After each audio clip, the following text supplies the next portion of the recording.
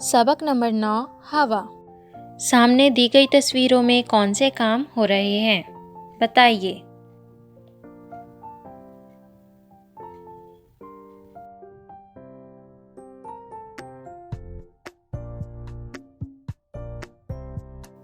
एक बड़े बर्तन में पानी लीजिए। एक खाली लंबूतरा बर्तन लीजिए।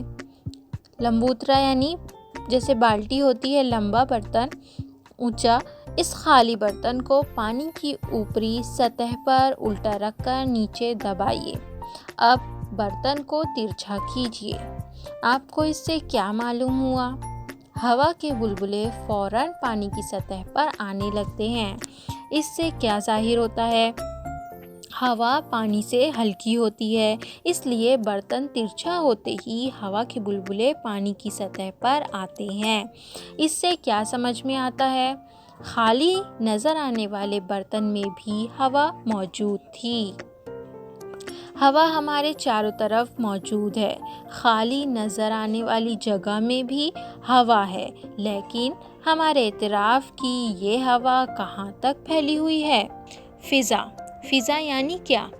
हम जिस ज़मीन पर रहते हैं, इसकी शक्ल किसी गेंद की तरह गोल है। ज़मीन के चारों तरफ हवा है। ज़मीन के इतराफ हवा के इस गिलाफ को फिजा कहते हैं।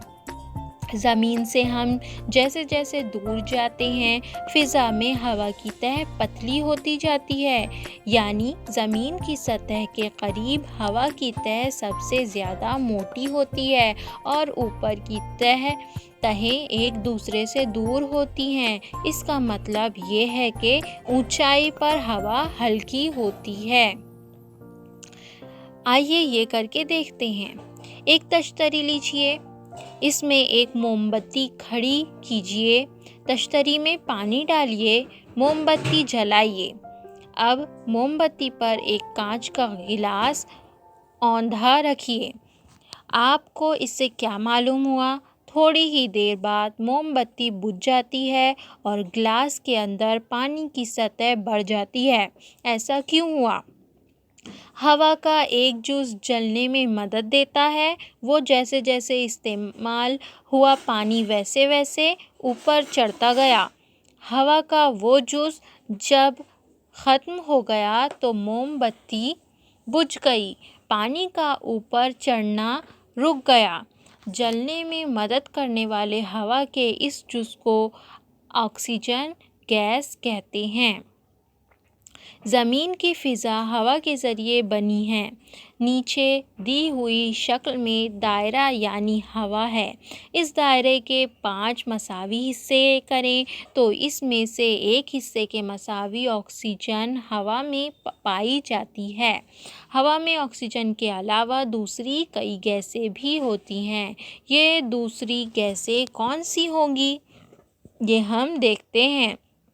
तनफ़्फ़ुस यानी सांस लेने का अमल और एहतराक के लिए हवा में मौजूद ऑक्सीजन इस्तेमाल होती है।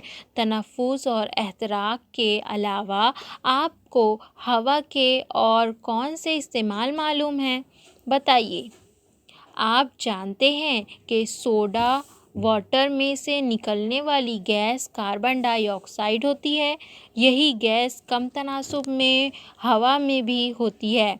आपने ये सीखा है कि नबातात सूरज की रोशनी, हवा और पानी से अपनी ग़िज़ा तैयार करते हैं। ग़िज़ा की तैयारी में नबातात यानी पेड़ पौधों को हवा की कार्बन डाइऑक्साइड का इस्तेमाल करती हैं। गिलास में बर्फ़ डालने पर गिलास ठंडा होकर गिलास की बैरूनी यानी बाहरी सतह पर पानी के कतरे जमा हो जाते हैं, यानी हवा में पानी भी गैस की शक्ल में होता है। लेकिन हवा में सबसे ज़्यादा जो गैस पाई जाती है वो नाइट्रोजन गैस है। ऐसी कई गैसें हवा में पाई जाती हैं, यानी हवा कई गैसों का आमीज़ा है। अब अगर एक दायरे की मदद से हवा को दिखाया जाए तो इसमें गैसों का तनासुब शक्ल में बताए हुए तनासुब में होगा। ये आप शक्ल में भी देख सकते हैं। کیا آپ جانتے ہیں کارخانے سواریوں انگیٹھیوں اور دوسری وجوہات کی بنا پر ایندھن کے جلنے سے دھواں نکلتا ہے؟ یہ دھواں بھی ہوا میں شامل ہو جاتا ہے۔ ہم نے اس سبق میں کیا سیکھا؟ ہوا ہمارے اطراف پائی جاتی ہے۔ خالی نظر آنے والی جگہوں میں بھی ہوا ہوتی ہے۔ زمین کے اطراف ہوا کا غلاف ہے، اسے فضا کہتے ہیں۔ زمین کے قریب ہوا کی تہہ موٹی ہوتی ہے جبکہ اوپر کی تہہ پتلی ہوتی ہے۔ ہوا کئی گیسوں کا آمیزہ ہے۔ آکسیجن، نائٹروجن، کاربن ڈائی آکسائیڈ اور آبی بخارات ہوا کے بنیادی اجزاء ہیں۔ اسے ہمیشہ ذہن میں رکھیں۔ کوئلہ، پیٹرول، ڈیزل جیسے ایندھن کے جلنے پر دھواں نکلتا ہے۔ یہ دھواں ہوا میں مل جاتا ہے۔ اس دھوئیں سے صحت خراب ہو سکتی ہے۔